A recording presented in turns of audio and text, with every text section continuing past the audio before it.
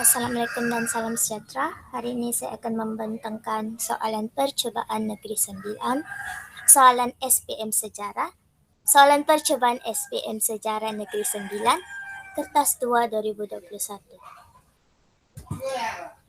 Ini adalah soalan pertama untuk bahagian A. Idea nasionalisme tidak sama antara negara dengan zaman kerana idea tersebut berkait rapat dengan pengalaman sejarah dan pengaruh sekeliling seperti keturunan, agama, bahasa, dan adat resam.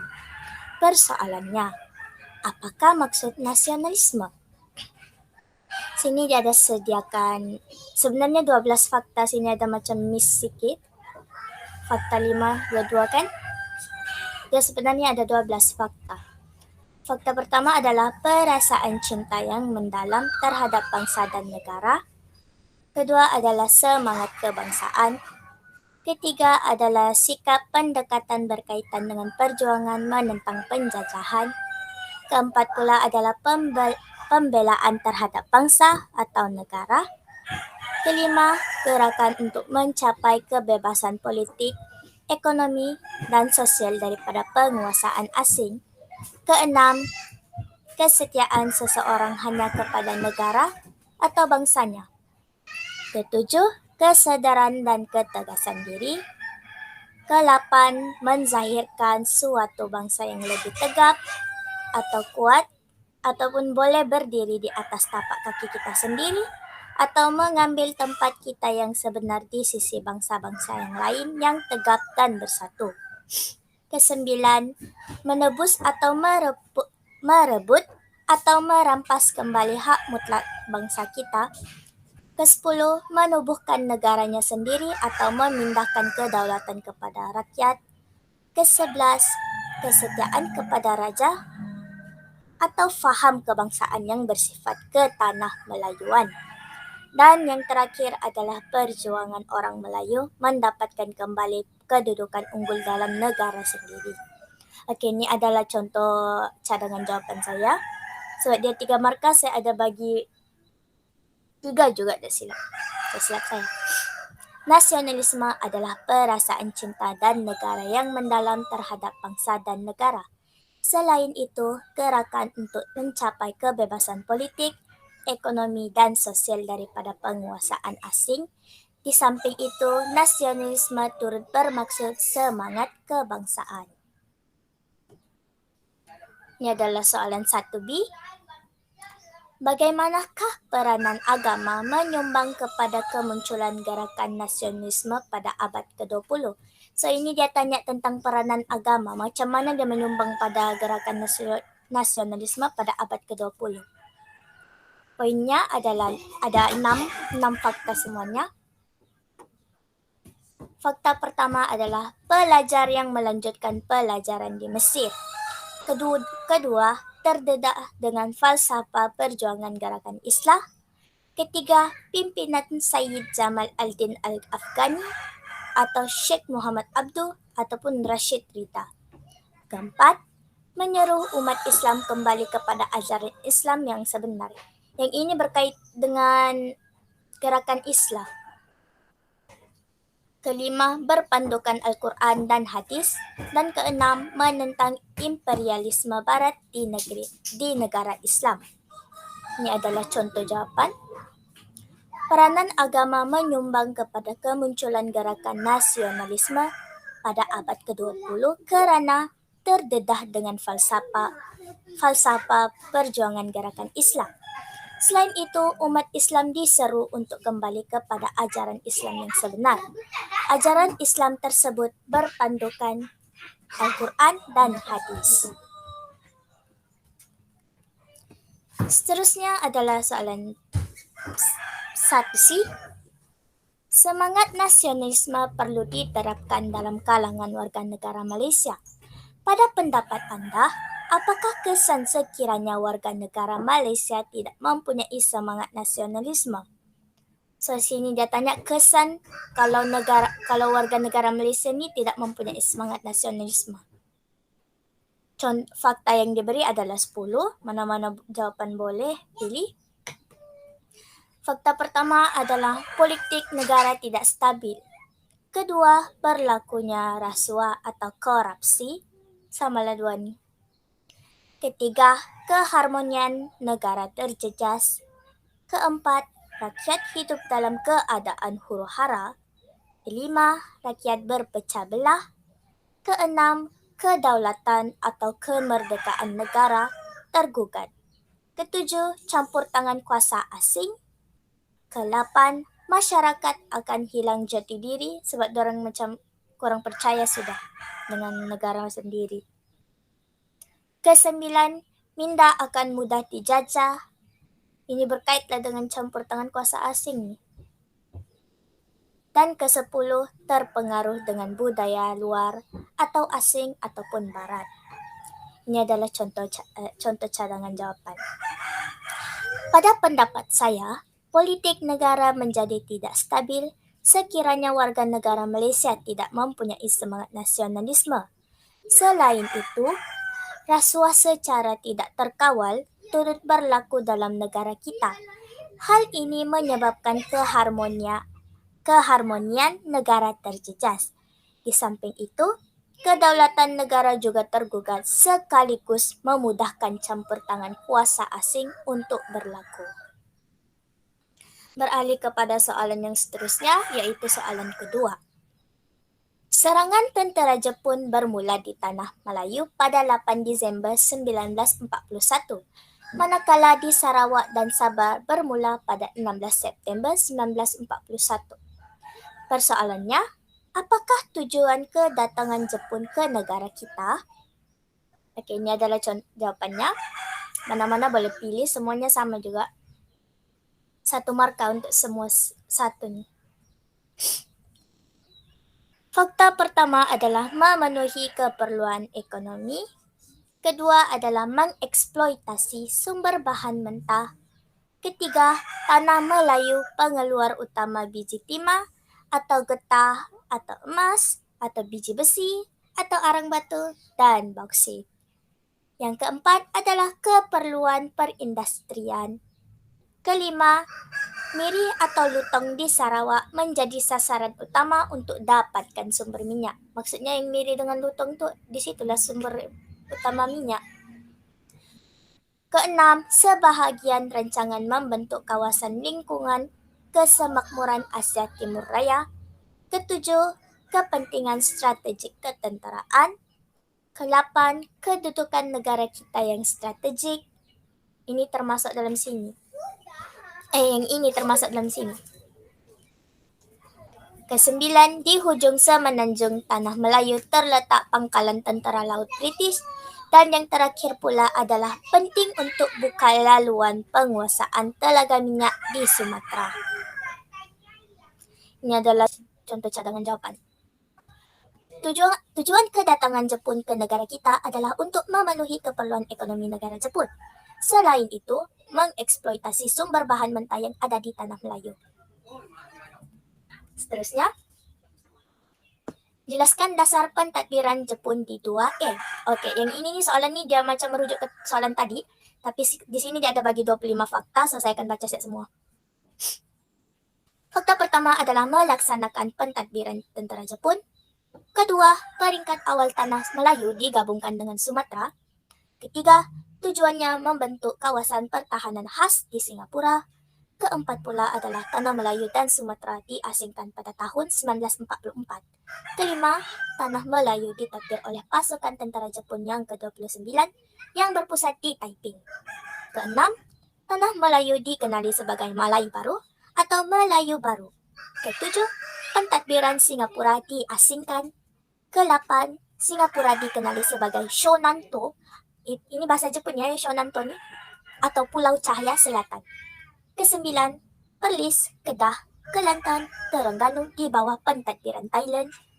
Kesepuluh, Sarawak atau Sabah dan Brunei digabungkan menjadi satu unit pentadbiran. Dikenali kita Borneo. Yang ke-12 adalah diketuai Governor General di bawah pasukan tentera Jepun. Ke-37 di Kuching. Fakta ke-13 adalah mengiktiraf kedudukan Raja-Raja Melayu. Fakta ke-14 sebagai Ketua Agama Islam atau adat istiadat Melayu. Ke-15 Sultan diberi bayaran pencen. Ke-16 diletakkan di bawah pengawasan Gubernur Jepun. Ke-17 memberi peluang pemimpin tempatan terlibat dalam pentadbiran. Yang ke-18 adalah bagi mengatasi masalah kekurangan pegawai. 19 serta mendapatkan sokongan penduduk tempatan. Fakta ke-20 menubuhkan Institut Latihan Pemimpin-Pemimpin Muda atau Kunrenjo. Ke-21 ditubuhkan di Singapura, Melaka, dan Pulau Pinang. Fakta ke-22 lulusan diberi jawatan dalam pentadbiran. Fakta ke-23 melatih atau menanam semangat memperjuangkan cita-cita politik Jepun. Fakta ke-24 Kempetai atau pasukan polis ditubuhkan untuk menjaga kepentingan pentadbiran tentara Jepun. Dan yang terakhir sekali adalah bertindak ganas, kejam, menyiksa, membunuh sesiapa yang disyaki sebagai anti pentadbiran Jepun. Oke, seterusnya adalah pada pandangan Anda, apakah iktibar yang diperoleh daripada pendudukan tentara Jepun di negara kita? So ini dia tanya iktibar, pengajaran dan dia ada bagi 8. 1. Sentiasa berwaspada terhadap kuasa asing. Kedua, sanggup berkorban untuk negara. Ketiga, berani mempertahankan kemerdekaan negara. Keempat, perpaduan penting dalam mengekalkan kedaulatan negara. Kelima, mempunyai pemimpin yang berwibawa. Keenam, kerjasama yang erat antara pemimpin dan rakyat. Kalau ini dua tiada, hancurlah negara. Ketujuh, bijak merancang strategi. Ke-8, melahirkan masyarakat yang kreatif atau inovatif. Mana-mana jawapan munasabah, mana-mana boleh pilih. Ini adalah cadangan jawaban. Pada pendapat saya, iktibar yang diperoleh daripada pendudukan tentara Jepun di negara kita adalah untuk sentiasa berwaspada terhadap kuasa asing seperti Jepun. Selain itu, sanggup berkorban demi negara. Di samping itu, berani mempertahankan kemerdekaan negara daripada ancaman anasir luar. Perpaduan juga penting dalam mengekalkan kedaulatan negara. Oke, seterusnya adalah soalan ketiga untuk bagian E.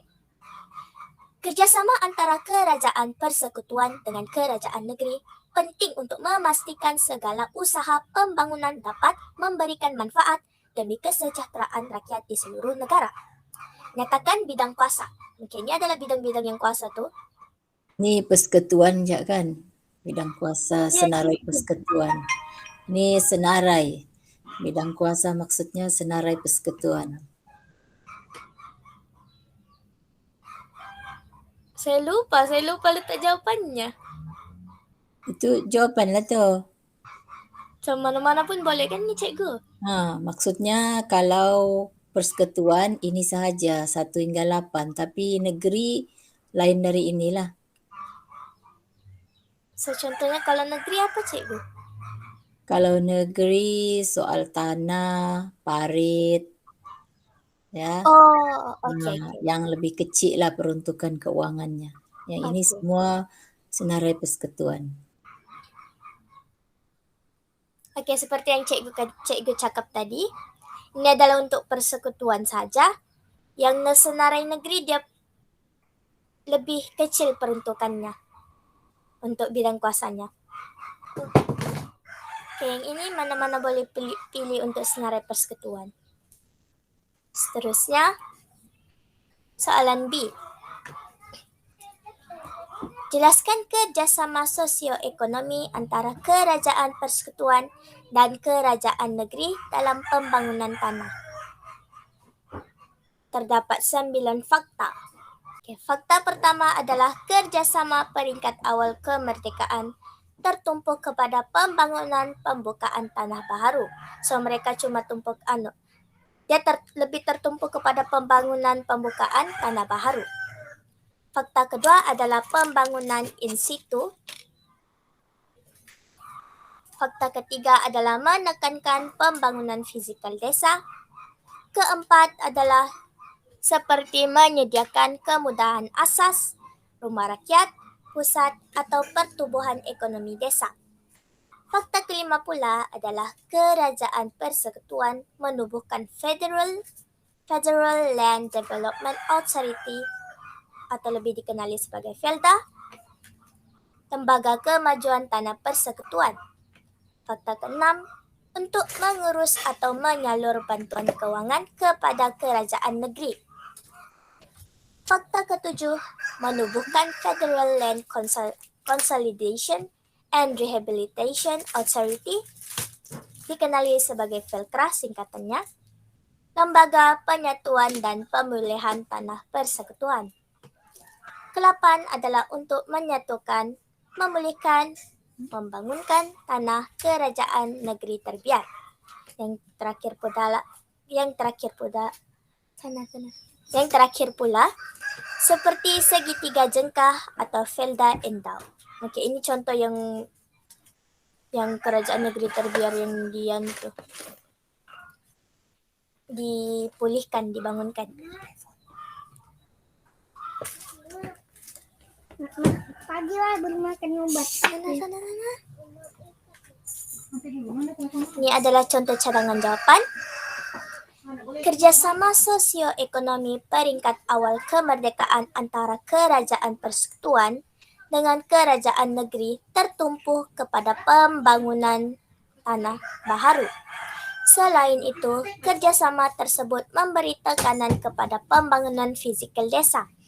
Misalnya, penyediaan kemudahan asas, rumah rakyat, dan pusat pertumbuhan ekonomi desa. Di samping itu, Kerajaan Persekutuan juga menubuhkan Federal Land Development Authority atau FELDA. Hal ini karena untuk mengurus atau menyalur bantuan keuangan kepada kerajaan negeri. So, FELDA ni dia ditubuhkan untuk menyalur bantuan keuangan kepada kerajaan negeri. Ini ditubuhkan kepada Kerajaan Persekutuan. Seterusnya adalah bahagian C. Kerjasama antara kerajaan persekutuan dan kerajaan negeri mampu meningkatkan ekonomi negara. Jelaskan pernyataan tersebut. Terdapat 8 fakta, mana-mana jawapan munasabah. Fakta pertama adalah mengusahakan kawasan tanah terbiar. Kedua pula adalah membangunkan ekonomi pertanian atau perikanan. Ketiga, menjalankan penyelidikan bagi meningkatkan mutu pengeluaran. Keempat, hasil pengeluaran akan meningkat. Kelima, mengurangkan kadar pengangguran penduduk tempatan. Keenam, meluaskan kawasan pelaburan. Ketujuh, menarik pelabur asing untuk melabur dalam sektor ekonomi negara. Dan terakhir sekali adalah meningkatkan pembangunan industri tempatan. Ini adalah contoh cadangan jawapan. Melalui kerjasama antara kerajaan persekutuan dan kerajaan negeri, kawasan tanah terbiar diusahakan. Selain itu, ekonomi bagi sektor pertanian dan perikanan turut dibangunkan. Di samping itu, penyelidikan juga dijalankan bagi meningkatkan mutu. Hal ini menyebabkan peningkatan dalam pengeluaran hasil ekonomi yang bermutu tinggi. Okey. Seterusnya, ini kita masuk kepada soalan keempat. Soalan baru. Maklumat berikut merupakan dasar kerajaan yang bermatlamatkan perpaduan dan integrasi nasional. Ini adalah dasar yang diberi.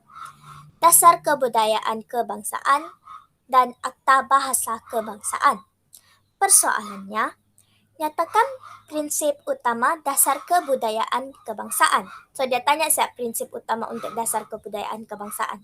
Ini nih satu jawapan, satu markah. Fakta pertama adalah berteraskan kebudayaan rakyat asal rantau Melayu sebagai tunjang dasar kebudayaan kebangsaan. Yang rantau ni seperti yang cikgu cakap sebelum ni, rantau ni yang macam ASEAN tu. Fakta kedua, unsur kebudayaan lain yang sesuai dan wajar diterima sebagai elemen penting. Fakta ketiga, Islam menjadi unsur yang penting dalam pembentukan dasar kebudayaan kebangsaan. Ini adalah cadangan jawaban saya, sorry ada typo sedikit. Prinsip utama dasar kebudayaan kebangsaan adalah berteraskan kebudayaan rakyat asal rantau Melayu sebagai tunjang dasar kebudayaan kebangsaan. Selain itu, unsur kebudayaan lain yang sesuai dan wajar diterima sebagai elemen penting. Seterusnya adalah soalan B. Apakah usaha kerajaan untuk memartabatkan bahasa Melayu sebagai bahasa kebangsaan? So ini dia tanya usaha kerajaan untuk martabatkan bangsa Melayu. Dia ada bagi 17 fakta. Mana-mana jawapan boleh pilih. Satu macam seperti yang saya cakap sebelum ini, satu jawapan ini satu markah. Fakta pertama, mewujudkan Akta Bahasa Kebangsaan atau Akta 32.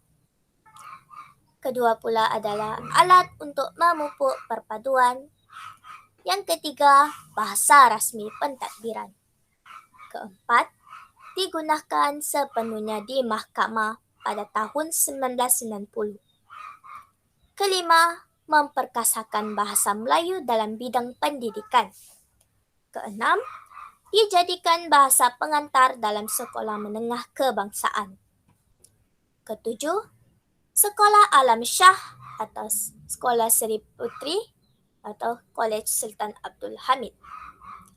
Ke-8, menambah bilangan guru terlatih dalam bahasa Melayu di sekolah menengah kebangsaan atau guru khas untuk sekolah jenis kebangsaan. Fakta ke-9, menubuhkan Universiti Kebangsaan Malaysia UKM. 10, memartabatkan bahasa Melayu sebagai bahasa ilmu atau pusat keilmuan.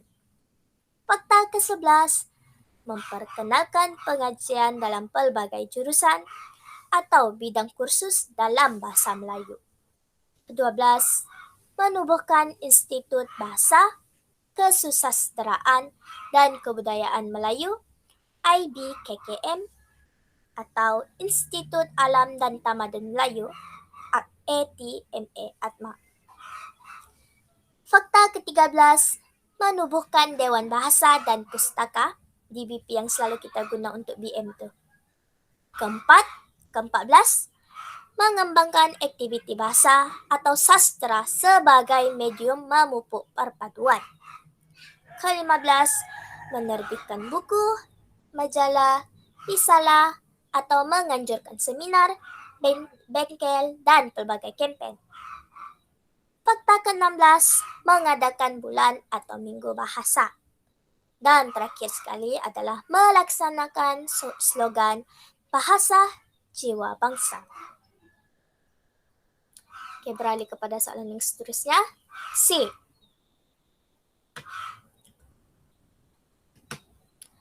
Bagaimanakah dasar tersebut mampu mewujudkan perpaduan dan integrasi nasional di negara kita?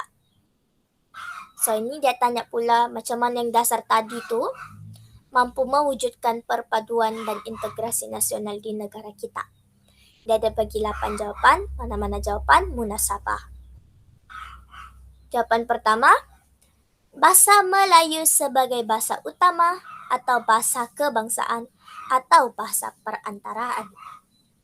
Fakta kedua, bahasa Melayu digunakan secara meluas. Ketiga, menggunakan bahasa Melayu sebagai bahasa pengantara di sekolah. Keempat, menyemai sikap toleransi atau saling memahami. Kelima, menggunakan bahasa Melayu di semua agensi kerajaan. Keenam, masyarakat bersatu padu memelihara kebudayaan kebangsaan. Ketujuh, memupuk perasaan patriotisme terhadap negara. Ke-8, mewujudkan komunikasi yang berkesan ke arah kesedaran kebangsaan. Mana-mana jawapan munasabah. Ini adalah contoh jawapan saya. Dasar tersebut mampu mewujudkan perpaduan dan integrasi nasional di negara kita kerana bahasa Melayu dijadikan sebagai bahasa kebangsaan. Selain itu, bahasa Melayu yang digunakan secara meluas turut digunakan sebagai bahasa pengantara. Hal tersebut menyamai sikap toleransi antara pelajar berlainan kaum, agama dan bangsa. Di samping itu, bahasa Melayu juga memupuk perasaan patriotisme terhadap negara. Oke. Kita masuk bahagian B, 60 markah. Jawab mana-mana 3 soalan daripada bahagian ini. Soalan kelima. Maklumat berikut berkaitan penubuhan Persekutuan Tanah Melayu 1948. So, ini maklumat ni dia berkaitan dengan ini. Malaysia pada hari ini bukan sebuah persekutuan yang bermula daripada kekosongan. Pada peringkat awal, ia adalah pemersekutuan 9 kerajaan Melayu berdaulat dan 2 negeri selat pada 21 Januari 1948 yang diikat melalui perjanjian persekutuan. Persoalannya, terangkan faktor penubuhan Persekutuan Tanah Melayu 1948. So, dia tanya saya dia punya faktor kenapa ini ditubuhkan ini. Ini adalah fakta pertama. Penentangan orang Melayu terhadap Malayan Union. Huraian pertama adalah orang Melayu, Raja-Raja Melayu atau pemimpin UMNO berganding bahu membantah Malayan Union. So, dorang bantahlah Malayan Union ni. Huraian kedua, ahli parlimen British atau Gammons atau Rhys Williams menyaksikan bantahan orang Melayu. Ketiga, Gammons melaporkan keadaan di Tanah Melayu akan huru-hara sekiranya Malayan Union dilaksanakan. Seterusnya adalah fakta kedua. Cadangan Raja-Raja Melayu dan UMNO. Huraian kedua untuk fakta kedua. Raja-Raja Melayu bertemu dengan Governor General Malcolm MacDonald, Governor Malayan Union, Sir Edward Jen di Kuala Kangsar, mencadangkan persekutuan bertaraf naungan bukan jajahan. Ini adalah huraian 2C. Memohon perjanjian baharu menggantikan Malayan Union. 2D. Jawatan Pesuruhjaya Tinggi menggantikan Gubernur. Huraian 2E. Mencadangkan raja berkuasa dalam perundangan. Saudara cadangkan saudara raja yang berkuasa dalam perundangan. Huraian 2F. Perkataan negeri-negeri Melayu dimasukkan dalam persekutuan yang baru. Huraian 2G. Sultan Perak menjadi juru cakap Raja-Raja Melayu dengan mendesak British menerima usul pembentukan persekutuan. So, dorang desak saudara British untuk terima usul pembentukan tu. Huraian 2H yang terakhir adalah Gammons atau Rhys Williams menyampaikan surat bantahan ke Parlimen British. Ini adalah fakta ketiga dan huraian untuk fakta ketiga. Fakta ketiga, sokongan pentadbiran British. Huraian 3A. Pegawai tinggi British menyokong konsep persekutuan. So, pegawai British ni dorang sokong sudah konsep persekutuan. Huraian 3B. Sir Edward Jen atau Malcolm MacDonald atau Sir Ralph Hone atau Gammons atau A.T. Newbolt atau Roland Bretzel atau William Lyneham atau Theodore Adams. Huraian 3C. Sir Ralph Hone mencadangkan Raja-Raja Melayu terlibat dalam pentadbiran berasaskan perlembagaan. Ini adalah contoh 3. memberikan kuasa tertentu kepada sultan dalam majlis negeri atau majlis perundangan. Huraian 3D, Sir Edward Gen membuat pertemuan dengan wakil UMNO di Pulau Pinang atau Kuala Lumpur.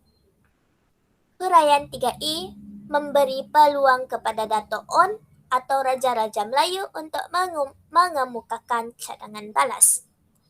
Huraian 3F, British melaksanakan dasar dekolonisasi. Huraian 3B, disarankan oleh Pertubuhan Bangsa-Bangsa Bersatu PBB melalui Piagam Atlantik. Okay, yang tadi fakta tu mana-mana boleh pilih tapi dia ada 4 siap, so boleh bagi 2 fakta, 2 huraian. 4 markas ya tadi. Seterusnya, B. Jelaskan isi kandungan perjanjian tersebut. Fakta pertama, pentadbiran. Huraian 1E menggabungkan 9 buah negeri Melayu dan 2 buah negeri-negeri Selat. Huraian 1B, Singapura kekal sebagai tanah jajahan British. Huraian 1C, Kerajaan Persekutuan diketuai oleh Pesuruhjaya Tinggi British. Huraian 1D, Kerajaan Persekutuan bertanggungjawab dalam hal kewangan atau hal lain yang mempunyai kepentingan bersama. Huraian 1E, Majlis Mesyuarat Persekutuan atau Majlis Perundangan Persekutuan ditubuhkan. Huraian 1F, Majlis Mesyuarat Persekutuan mempunyai ahli rasmi atau ahli tidak rasmi. Huraian 1G, Pesuruhjaya Tinggi melantik ahli tidak rasmi. Huraian 1H, ahli Majlis Perundangan Persekutuan terdiri daripada pelbagai kaum.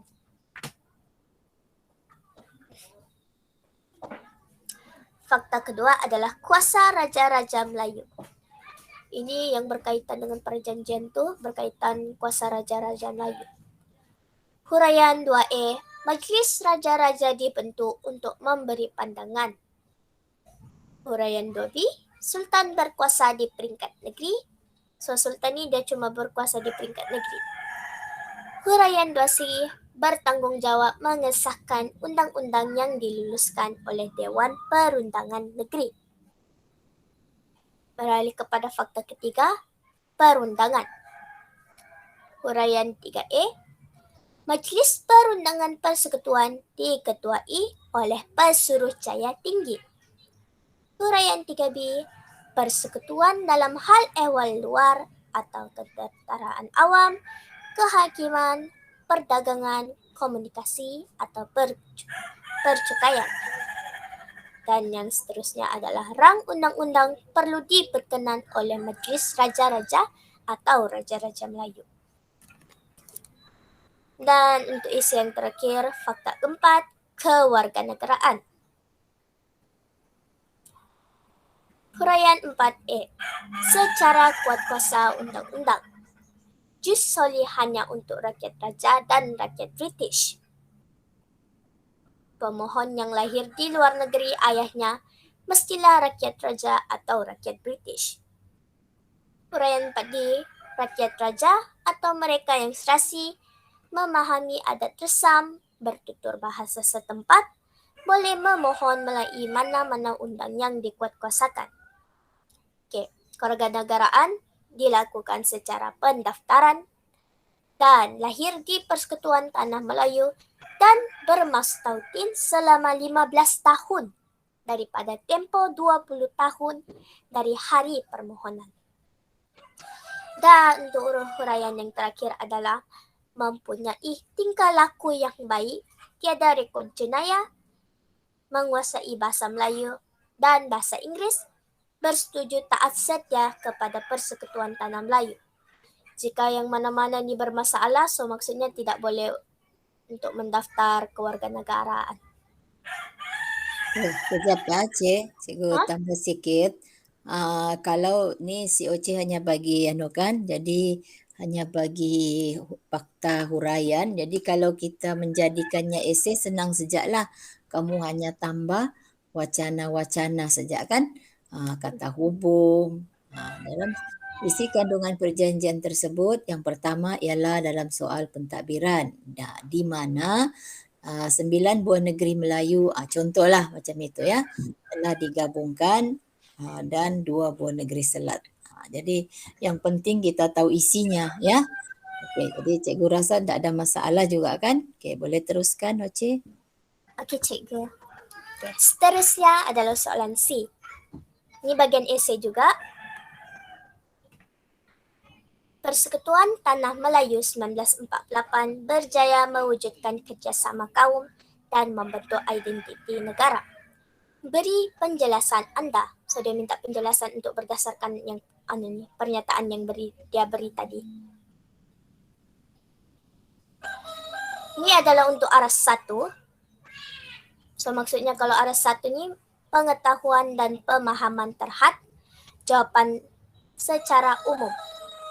Contoh, mewujudkan kerjasama kaum atau memupuk persefahaman antara pemimpin pelbagai kaum. Contohnya kalau macam dalam esei kamu bagi jawapan secara umum dia masih dalam aras 1. So markanya tidak akan tinggi. Aras kedua, pengetahuan dan pemahaman yang jelas, jawapan kurang mendalam, menyatakan hujah secara ringkas.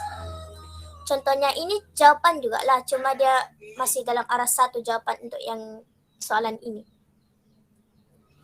Mewujudkan kerjasama kaum, memupuk persefahaman antara pemimpin pelbagai kaum, membuka ruang kewarganegaraan kepada orang bukan Melayu, orang Melayu atau peribumi diiktiraf sebagai penduduk asal atau diberi hak istimewa. So ini dia tidak mendalam jawapannya, so kurang markah juga. Aras ketiga, pengetahuan dan pemahaman sangat jelas, bukti atau contoh sangat sesuai, membuat inference, jawapan yang mendalam, komunikasi atau pengolahan menarik. Contohnya, mewujudkan kerjasama kaum, memupuk persefahaman antara pemimpin pelbagai kaum. Yang ketiga adalah membuka ruang kewarganegaraan kepada orang bukan Melayu, orang Melayu atau peribumi diiktiraf sebagai penduduk asal atau diberi hak istimewa. Seperti, tadi dia tiada bagi contoh kan, yang ini dia ada bagi contoh. Seperti beasiswa atau bantuan ke ekonomi atau pemilikan tanah. Membentuk sebuah negara yang berdaulat. Seterusnya kita beralih kepada aras keempat. Ini yang Cuba sekejap yang tadi, aras 3. Aras 3 cikgu. Ya, aras 3 dia sudah membuat inference kan? Yang membentuk sebuah negara yang berdaulat. Itu adalah inference lah. Jadi kalau aras 1 hingga 2 markah, aras 2 3 hingga 4, paling tinggi 4, aras 3 5 hingga 6. Ya, jadi kalau aras 4 7 hingga 8 lah. Okey. Jadi next. Okey. Bezanya tentang yang aras 4 dengan aras 3 ni, aras 4 ni dia menunjukkan kematangan. Okay. Pengetahuan dan pemahaman sangat jelas, bukti atau contoh sangat sesuai, membuat inference yang tepat. So inference yang kamu beri tadi tu untuk soalan tadi tu sangat tepat. Jawapan yang sangat mendalam atau terperinci, komunikasi atau pengolahan sangat menarik, menunjukkan kematangan. Okay, ini adalah contoh ya. Contoh jawapan untuk yang aras 4. Pertama, mewujudkan kerjasama kaum. Kedua, memupuk persefahaman antara pemimpin pelbagai kaum. Ketiga, berlaku pembahagian kuasa dalam pemerintah negara. Keempat, membuka ruang kewarganegaraan kepada orang bukan Melayu. Orang Melayu atau peribumi diiktiraf sebagai penduduk asal atau diberi hak istimewa. misalnya seperti beasiswa atau bantuan ekonomi dan pemilikan tanah. Kepentingan kaum lain tidak diabaikan. Mengekalkan institusi pemerintahan beraja atau raja sebagai ketua negara, mewujudkan majelis raja-raja yang dianggotai 9 orang raja. Akhir sekali, membentuk sebuah negara yang berdaulat. Beralih kepada soalan yang seterusnya. Soalan 6.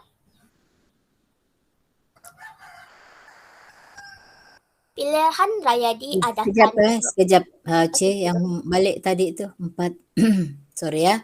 Jadi di sini yang penting juga ialah pengolahan sangat menarik, menunjukkan kematangan, bermaksud kamu di situ pandai menggunakan perenggan, kamu boleh menggunakan wacana yang bagus ya, dengan apa-apalah yang wow factor lagi. Yang menunjukkan yang boleh memberikan rasa puas hati pemeriksa dengan standard dibagi 8 itu. Okey, maksudnya dia di sini kalau dinilai secara rubrik atau holistik ialah dia akan membaca macam satu karangan, satu cerita begitu dan akhirnya ada satu kesimpulan ya. Jadi tidak lagi macam fakta huraian gitu. Jadi dia akan macam scanning dulu satu kali semua, baru dia akan sudah dapat satu kesimpulan. Kalau kita sebagai guru, pemeriksa, kita terus dapat satu kesimpulan. Kemudian baru kita ada bacaan kedua lah untuk memperincikan. Okey, jadi kebijaksanaan lah, janganlah semuanya satu perenggan ya. Okey, teruskan. Okay. Keenam, pilihan raya diadakan untuk membolehkan rakyat memilih wakil dalam membentuk kerajaan. Di negara kita, pilihan raya bermula dari peringkat Majlis Perbandaran, diikuti peringkat negeri dan pilihan raya Majlis Perundangan Persekutuan 1955. Persoalannya dia minta terangkan proses pilihan raja Majlis Perundangan Persekutuan 1955. So, markah yang diperuntukkan adalah 6 markah.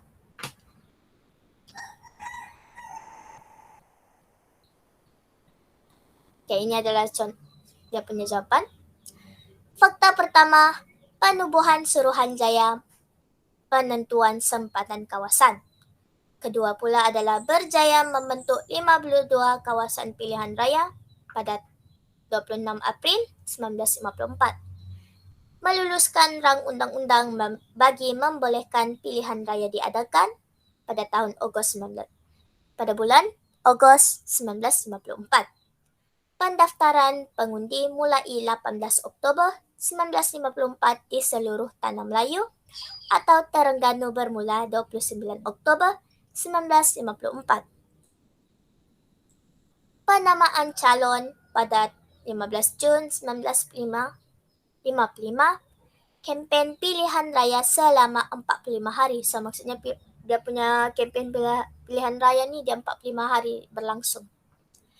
Hari mengundi 27 Julai 1955. Peti undi dibawa ke pusat pengiraan undi. Proses pengiraan undi dilakukan dan akhir sekali pengumuman keputusan. Ini adalah proses pilihan Raya Majlis Perundangan untuk Persekutuan 1955. Seterusnya, B. Jelaskan syarat-syarat untuk menjadi calon dan pengundi dalam pilihan raya tersebut. So, ini dia minta jelaskan syarat-syarat menjadi calon dan pengundi dalam pilihan raya. 6 markah. So, mana-mana jawapan boleh pilih asalkan dia fill in untuk 6 markah. Syarat untuk menjadi calon.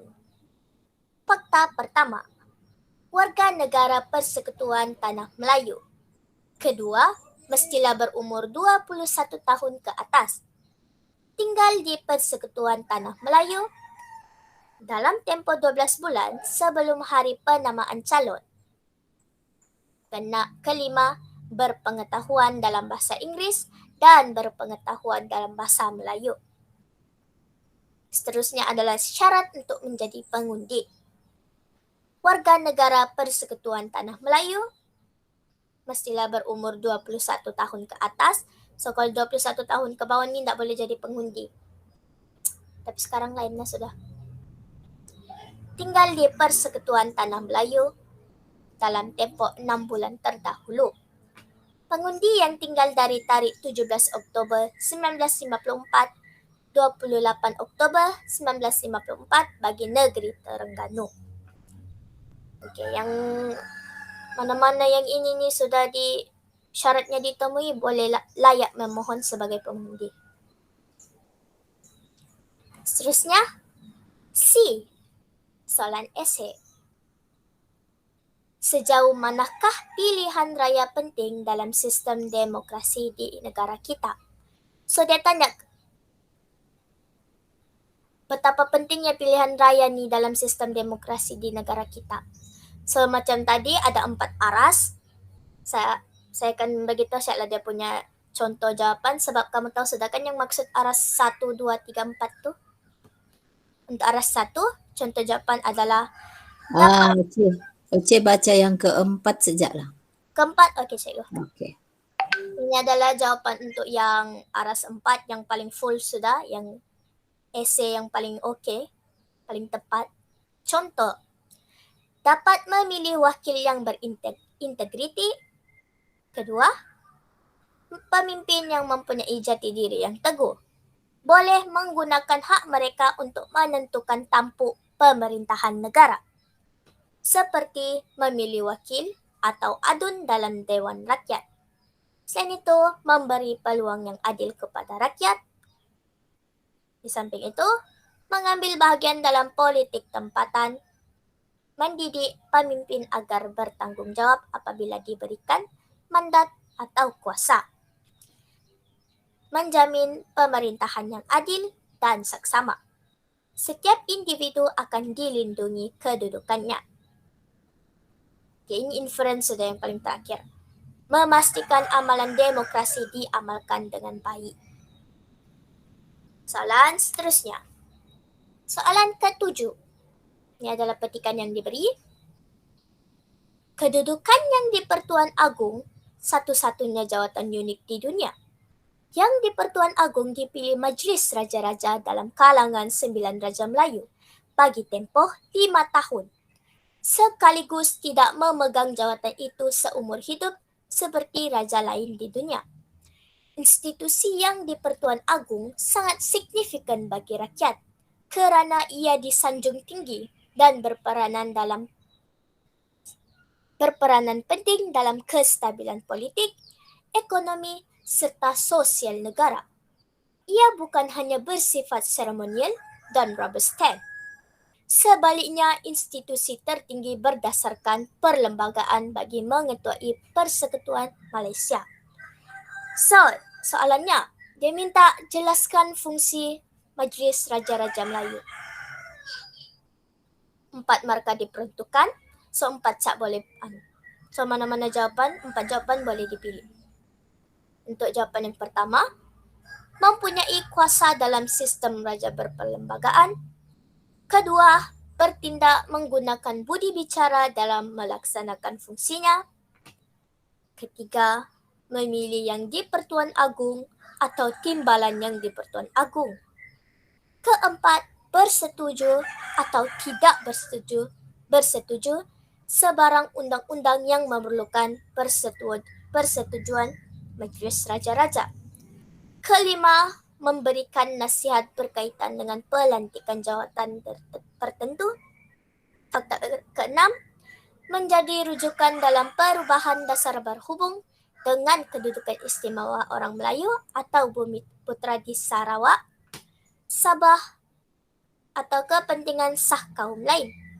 Fakta ketujuh, menjadi lembaga pengampun dalam kes-kes tertentu.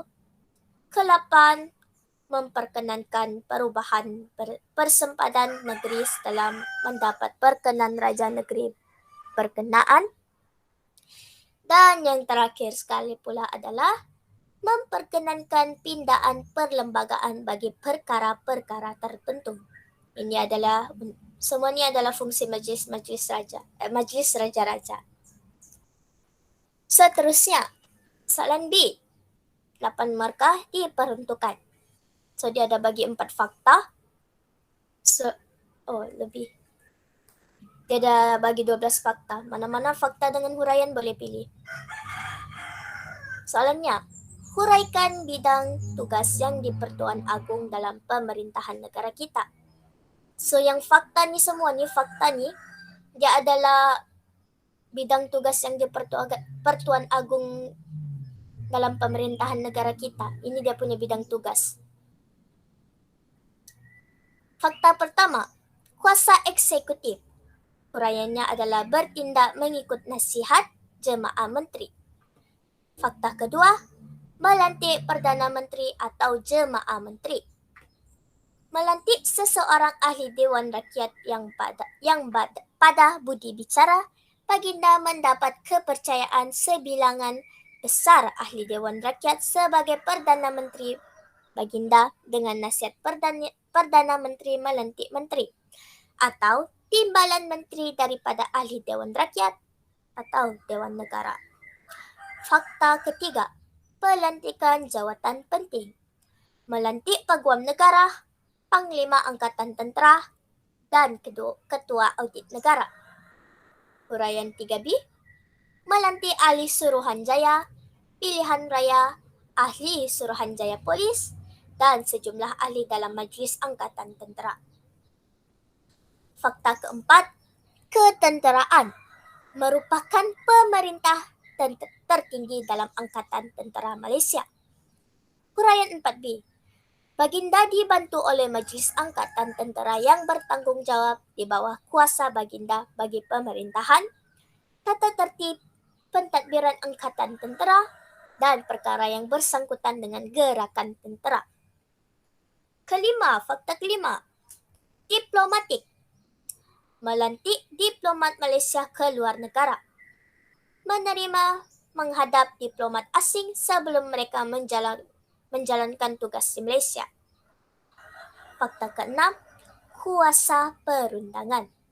Memperkenankan sesuatu ruang undang-undang yang melalui proses pembentangan di Dewan Rakyat atau Dewan Negara. Fakta ketujuh, persidangan parlimen.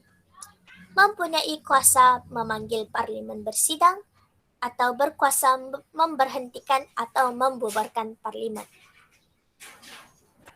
Fakta ke-8, agama dan huraiannya.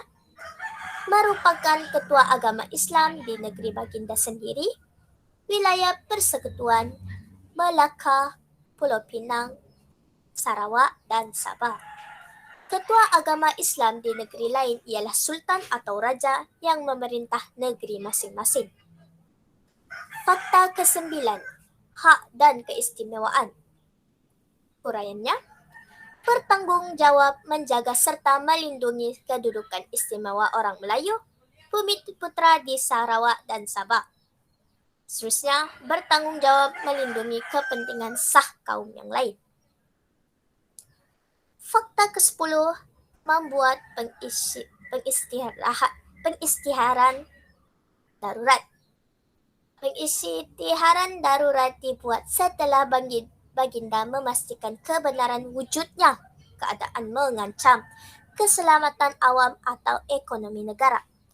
So dia cuma diberi kalau betul-betul sudah negara kita diancam sudah atau ekonomi negara tergugat. Fakta ke-11 dan huraiannya, kuasa kehakiman. Melantik hakim mahkamah atasan atas nasihat Perdana Menteri setelah dipertimbangkan oleh Suruhanjaya, pelantikan, kehakiman, dan berunding dengan Majlis Raja-Raja. Huraian seterusnya adalah hakim mahkamah atasan terdiri. Hakim mahkamah atasan terdiri daripada Ketua Hakim Negara, Presiden Mahkamah Rayuan, atau Hakim Mahkamah Tinggi. Fakta ke-12, fakta terakhir dan huraiannya, kuasa pengampunan. Hal jenayah yang berkaitan di wilayah persekutuan, seseorang yang sudah dihukum boleh memohon keampunan daripada yang di-Pertuan Agung. So yang dihukum tu bolehlah minta ampun dengan yang di-Pertuan Agung. Baginda akan bertindak atas nasihat lembaga pengampunan. Seterusnya yang terakhir, Baginda berkuasa mengampunkan, menangguhkan, meringankan hukuman yang dijatuhkan oleh Mahkamah Tentera atau Mahkamah Syariah di Melaka, Pulau Pinang, Sarawak, Sabah, dan wilayah persekutuan. Fakta plus mana-mana satu huraian. Seterusnya, soalan C. Cikgu, ini mau terus soalan aras 4 kah? Ya, teruslah aras 4. Okey. Persoalan untuk soalan C. Sistem raja berperlembagaan perlu dipertahankan dalam pemerintahan negara kita. Jelaskan pernyataan ini. So, dia minta jelaskan pernyataan yang sistem raja berperlembagaan yang perlu dipertahankan. Kenapa dia perlu dipertahankan? Okay, contoh. Ini adalah cadangan jawapan yang lengkap. Tidaklah lengkap, cuma cadangan jawapan yang paling baik. Sultan atau Yang di-Pertuan Agung sebagai ketua negara menjadi tumpuan taat setia rakyat. Warisan turun-temurun sejak zaman Kesultanan Melayu Melaka, merupakan simbol persatuan rakyat, mengekalkan keharmonian rakyat, memelihara hak istimewa orang Melayu, bumi putra kepentingan sah kaum lain, memelihara kesucian agama Islam, seperti raja atau sultan yang merupakan ketua agama Islam di negeri masing-masing, menjamin keamanan negara, dan akhir sekali adalah inferensnya, lambang kedaulatan sesebuah negara. Okey, sekejap ya. Yang menjamin keamanan negara dan lambang kedaulatan negara, itu kedua-duanya adalah inference. Cuma cikgu mau bagi tahu juga, inference ni kalau kamu nampak dia tidak ada yang pernah disebut sebelumnya.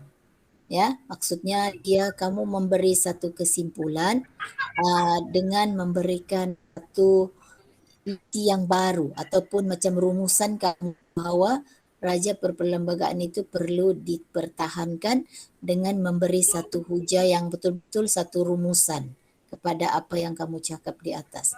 Jadi seandainya kamu mengulang balik, jelaslah ini adalah suatu yang perlu dipertahankan kerana dia sudah ada sejak turun-temurun. Jadi itu sudah mengulang tadi kan yang ayat ketiga. Jadi itu kita tidak dapat markah inference ya. Dia tidak dapat inference ni bukanlah dikira macam okey ini satu markah, tidak. Tapi inference tu ialah pelengkap. Pelengkap untuk mendapat markah yang tinggi.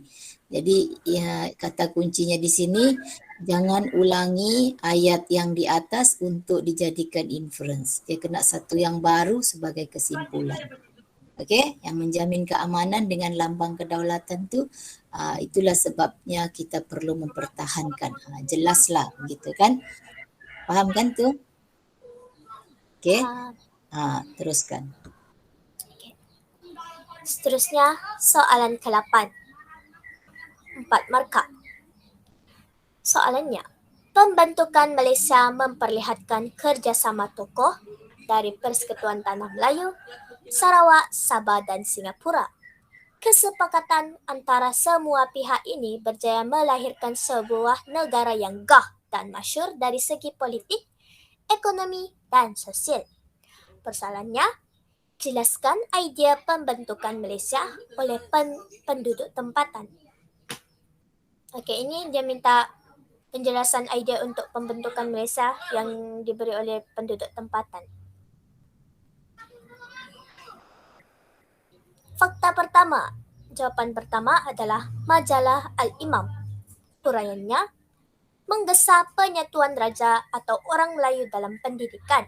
Selain itu, pembangunan ekonomi di alam Melayu. Fakta kedua, Dr. Burhanuddin Al-Helmi.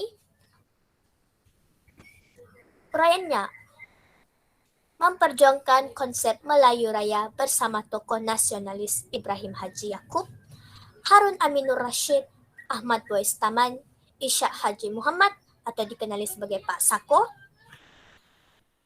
Uraian kedua, 2B. Idea menggabungkan tanah Melayu dengan Indonesia. Idea ini tidak terhasil apabila Presiden Soekarno mengisytiharkan kemerdekaan Indonesia pada tahun 1945 tanpa melibatkan tanah Melayu. Fakta ketiga, Tunku Abdul Rahman Putra Al-Haj. Beliau mencadangkan penggabungan Persekutuan Tanah Melayu dengan Sarawak, Sabah, Singapura, Brunei dalam ucapan Persidangan Agung UMNO 1955. Pada 10 Jun 1960, memaklumkan kepada Lord Perth berminat untuk menggabungkan dengan Sarawak, Sabah, Brunei, dan Singapura. Fakta keempat, Datuk Mustafa Datuk Harun menyatakan minat untuk membawa Sabah bergabung dengan Persekutuan Tanah Melayu. Dalam satu pertemuan dengan Tunku Abdul Rahman di Kuala Lumpur pada tahun 1958. So dia nyatakan dia punya minat ni waktu dia bertemu dengan Tunku Abdul Rahman. Seterusnya, soalan B. Terangkan langkah-langkah pembentukan Malaysia. 8 markah. So straightforward sudah ni soalan ni. Dia minta saya langkah-langkah pembentukan Malaysia. Fakta pertama, ini jawapan yang pertama. Lawatan ke negeri-negeri yang terlibat. Tunku Abdul Rahman mengadakan lawatan ke Sarawak atau Brunei. Beliau meninjau, bertemu dengan pemimpin tempatan bagi menerangkan rancangan pembentukan Malaysia.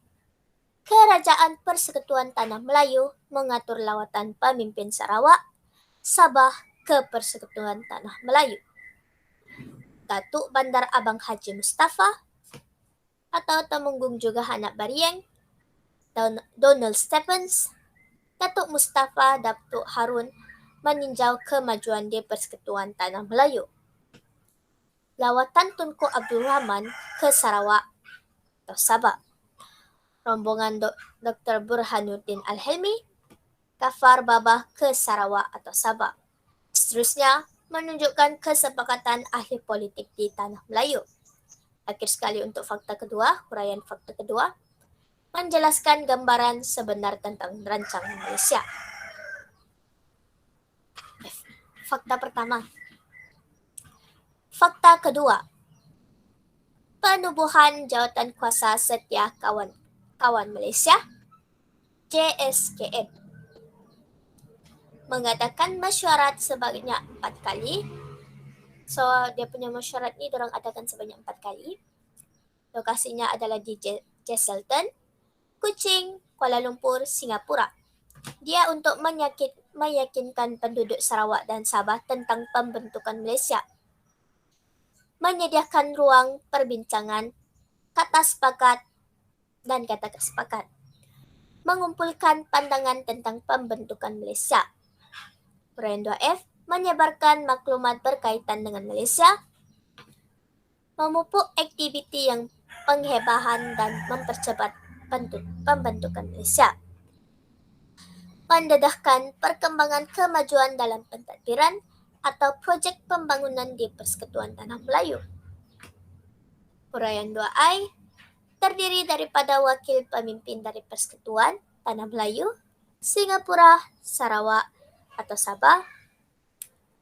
Uraian seterusnya memainkan peranan memberi kefahaman kepada pemimpin tempatan atau mendapatkan sokongan. Donald Stephens dilantik menjadi pengerusi untuk yang penubuhan jawatan. Dalam mesyuarat kedua, JSKM membuat keputusan menyokong rancangan Malaysia. So dalam mesyuarat kedua tu dorang sudah. Yang JSKM tu yang pertubuhan tadi tu dorang sokong sudah rancangan penubuhan Malaysia tu. Seterusnya, Fakta ketiga, referendum Singapura. Dan seterusnya huraiannya. Rundingan antara Kerajaan Persekutuan Tanah Melayu dengan Singapura pada Ogos hingga September 1962 menghasilkan persetujuan penyertaan Singapura ke dalam Malaysia. Satu referendum diadakan di Singapura pada awal bulan September 1962 menyatakan bentuk pilihan Singapura menyertai Malaysia. Keputusan referendum mendapati rakyat Singapura bersetuju bergabung membentuk Malaysia.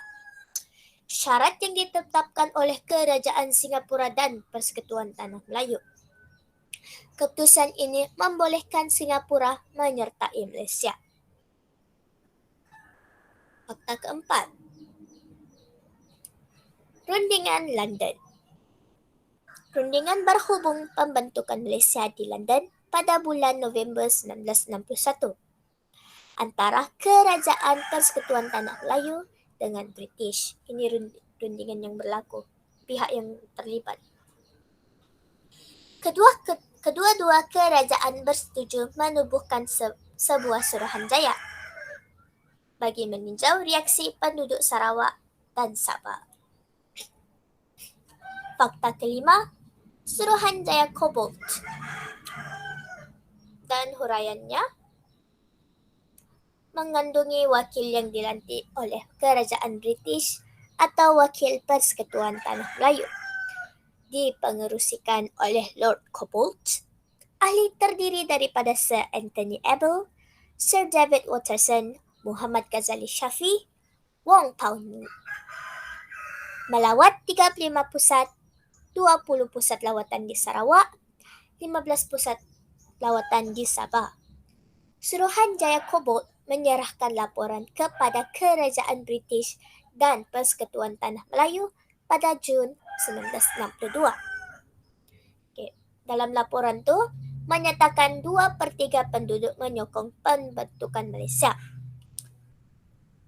Mengesyorkan Perlembagaan Persekutuan Tanah Melayu 1957 dijadikan asas perlembagaan yang baharu. Yang Suruhanjaya Cobalt ni dia cadangkan juga kuasa autonomi dan jaminan khas diberi kepada Sarawak dan Sabah yang tidak boleh dipindah atau dibatalkan oleh Kerajaan Persekutuan tanpa mendapat persetujuan daripada kerajaan negeri berkenaan. Seterusnya, fakta keenam, pembentukan jawatan kuasa antara kerajaan JAK. Jawatan kuasa ini diwakili oleh British atau Persekutuan Tanah Melayu, Sarawak dan Sabah. Bertujuan menyediakan rangka perlembagaan dan membentuk keperluan melindungi kepentingan Sarawak dan Sabah. Dipengerusikan oleh Lord Lansdowne, Menteri Tanah Jajahan. Timbalan pengerusi ialah Tun Abdul Razak Husin. Wakil Sarawak ialah Ketua Setiausaha, Peguam Negeri, Setiausaha Kewangan, Datuk Bandar Abang Haji Mustafa, Temenggung juga Anak Berieng, Pengarah Montegrai, Ling Beng Siu, Cha Chin Sin. Wakil Sabah terdiri daripada Ketua Setiausaha, Peguam Negeri, Setiausaha Kewangan, Datuk Mustafa Datuk Harun, Donald Stephen, Koo Siak Chew, dan Koo Siak Chew. JAK mempunyai 5 jawatan kuasa kecil, iaitu jawatan kuasa perlembagaan, kewangan, perkhidmatan awam, perundangan dan kehakiman, dan organisasi jabatan. JAK mengadakan mesyuarat pertama di Jesselton, Kota Kinabalu pada 30 Ogos 1962. Mesyuarat terakhir yang dilakukan adalah di Kuala Lumpur pada 18 hingga 20 September 1962. Menyusulkan 18 perkara bagi Sarawak dan 20 perkara bagi Sabah yang perlu dimasukkan dalam Perlembagaan Persekutuan. Hal ini untuk menjamin hak serta kepentingan rakyat Sarawak dan Sabah. Perkara yang menjadi teras perlembagaan ialah Islam, agama Persekutuan Malaysia, tetapi dikecualikan kepada Sarawak dan Sabah. Bahasa Melayu bahasa rasmi Persekutuan Malaysia, tetapi bahasa Inggeris juga digunakan sebagai bahasa rasmi di Sarawak dan Sabah. Sistem pendidikan dikekalkan di bawah kawalan Kerajaan Persekutuan kecuali di Sarawak dan Sabah. Sistem pendidikan di Sarawak dan Sabah kekal di bawah kerajaan negeri sehingga Majlis Negeri membuat perpindahan. 24 kerusi parlimen diperuntukkan kepada Sarawak, 16 kerusi kepada Sabah, dan 15 kerusi kepada Singapura. Kuasa imigresen terletak di bawah Kerajaan Persekutuan, tetapi Sarawak dan Sabah diberi kuasa. So ini yang dia bagi macam hak yang istimewa untuk Sabah dan Sarawak serta Singapura lah. Seterusnya, C. Markah yang diperuntukkan adalah 8 markah, so esei. Pada pandangan anda, apakah kebaikan pembentukan Malaysia kepada rakyat pada masa ini? So dia tanya apa kebaikan pembentukan Malaysia kepada kita? Kita terus kepada aras keempat. Aras keempat. Contoh jawapan, kemantapan dan kecekapan pentadbiran, mengimbangkan nisbah penduduk, menyatu padukan penduduk yang berbilang kaum seperti Melayu, Cina, India, Iban, Bidayuh, Kadazan Dusun, dan Bajau. Terdiri daripada pelbagai agama, budaya dan bangsa. Malaysia muncul sebagai negara yang kaya dengan pelbagai warisan kebudayaan. Okey, hal ini menarik pelancong dari dalam dan luar negara. Ia juga dapat menjana pendapatan negara. Rakyat hidup sejahtera. Kesimpulannya, ia menaikkan imej negara. Kita beralih kepada soalan yang seterusnya. Soalan 9. Okey, ini soalan terakhir sudah. Wow, shut up. Oops. Soalannya, dasar luar, ini petikan yang diberi. Pernyataan. Dasar luar Malaysia memasuki fasa baharu sejak tahun 1970-an. Perubahan yang berlaku dalam ekonomi, sosial dan politik pada peringkat antarabangsa turut memberikan kesan kepada negara kita. Jelaskan cabaran dalam mengukuhkan dasar luar Malaysia. So ini dia minta cabaran yang waktu mengukuhkan dasar luar Malaysia. Pertama, cabaran politik antarabangsa.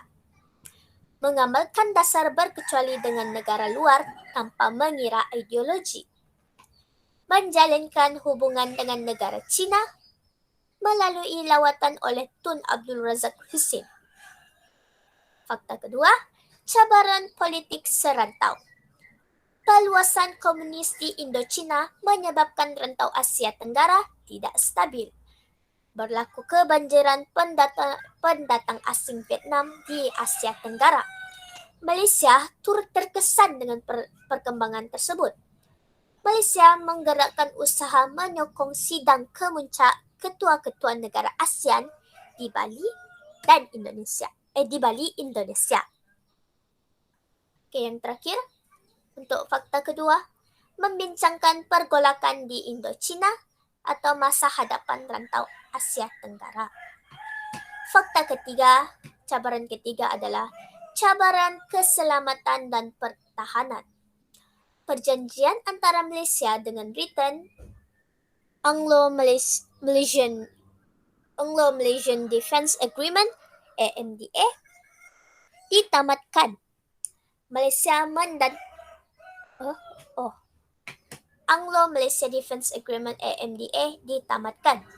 Malaysia menandatangani perjanjian baharu, Perjanjian Pertahanan 5 Negara, Five Power Defence Arrangements FPDA.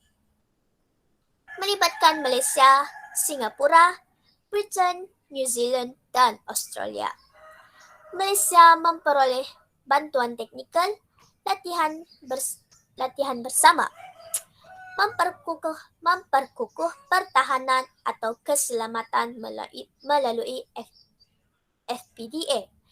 Malaysia bekerjasama dengan negara ASEAN dalam memperkuat pertahanan keselamatan rantau Asia Tenggara.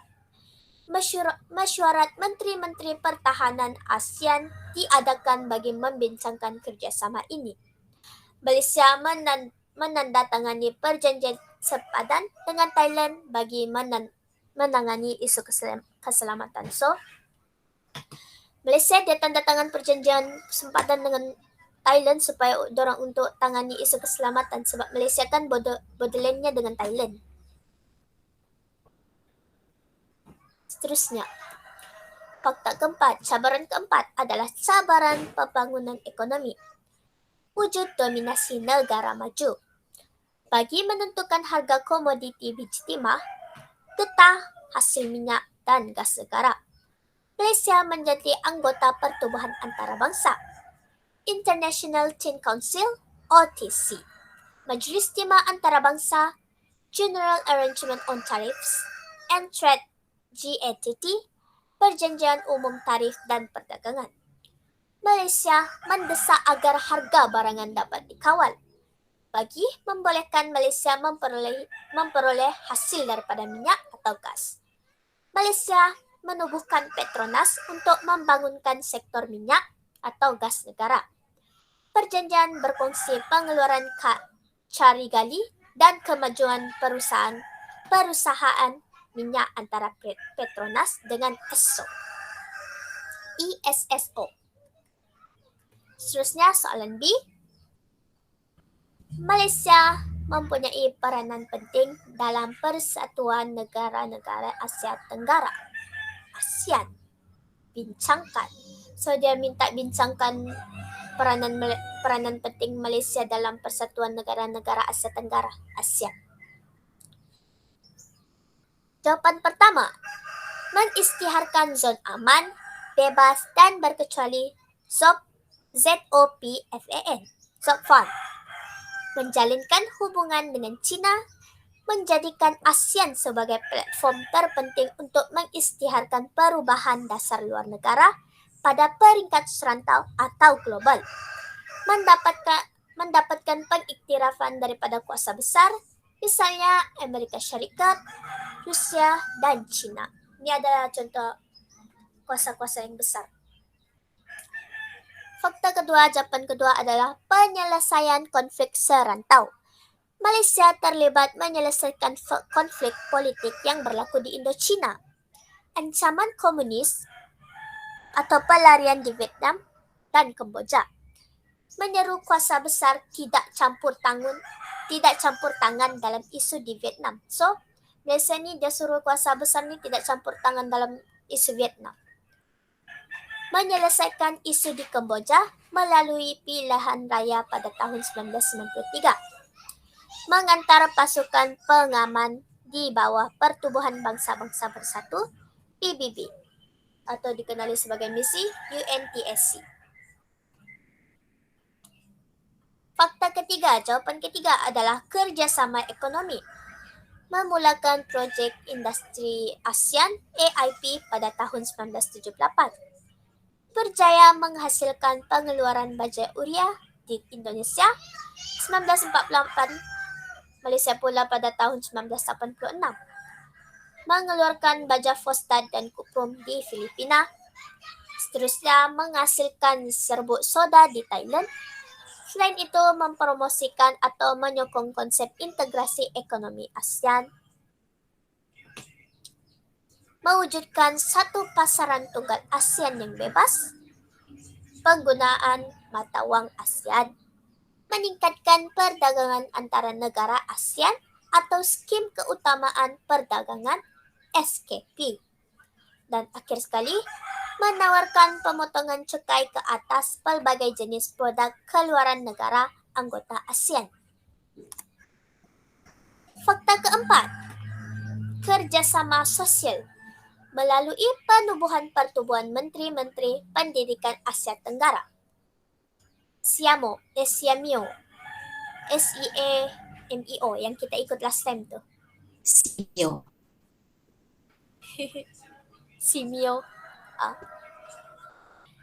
Kerjasama dalam semua bidang yang berkaitan pendidikan, pertukaran pelajar, penubuhan pusat serantau pendidikan. Contohnya, Pusat Serantau Pendidikan untuk Sains dan Matematik, REC SAM di Pulau Pinang, Reksam. Kerjasama dalam bidang kebudayaan, penubuhan tabung kebudayaan ASEAN, mengadakan festival kebudayaan atau kesenian, melaksanakan sukan SEA, menjalinkan kerjasama dalam sukan. Okey, ini adalah kerjasama sosial. Seterusnya, soalan C.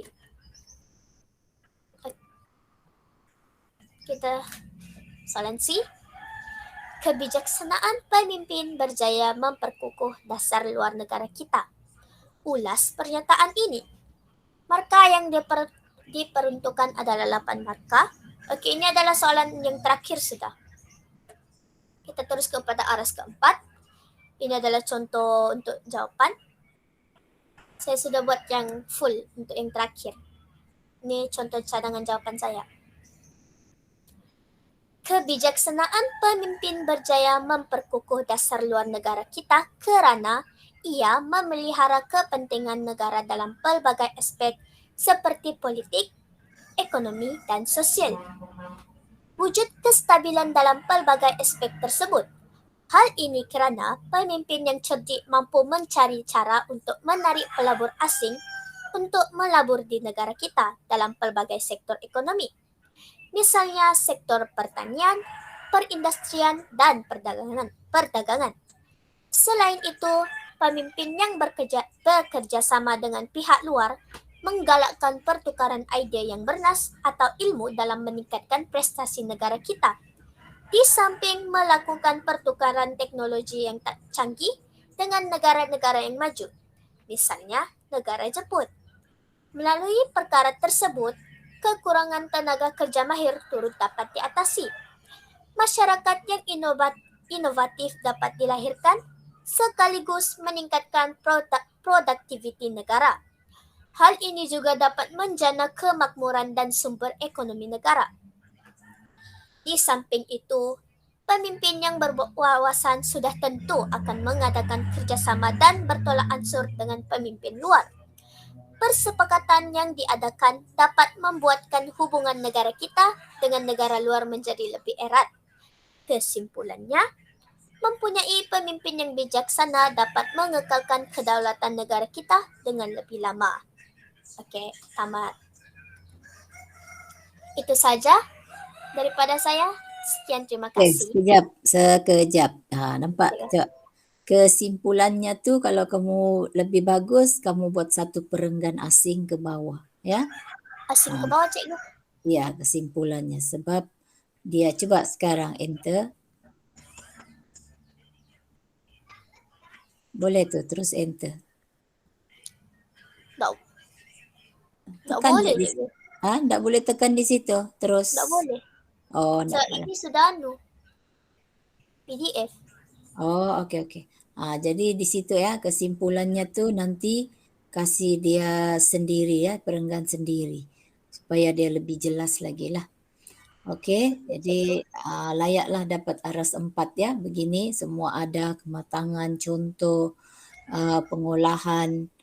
Okey, yang lain masih di talian? Masih, cikgu. Okay. Masih.